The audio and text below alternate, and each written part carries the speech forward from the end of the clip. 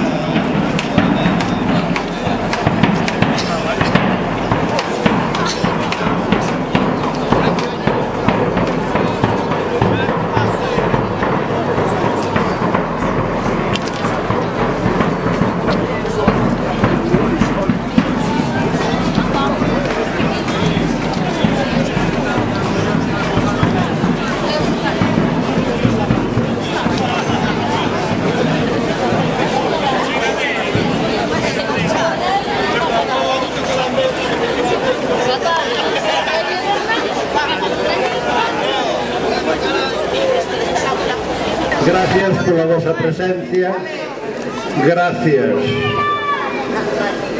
pola vosa maneira de ser, pola vosa maneira de manifestarvos e pola vosa capacidade, uns de aguantar e outros de enfrontar.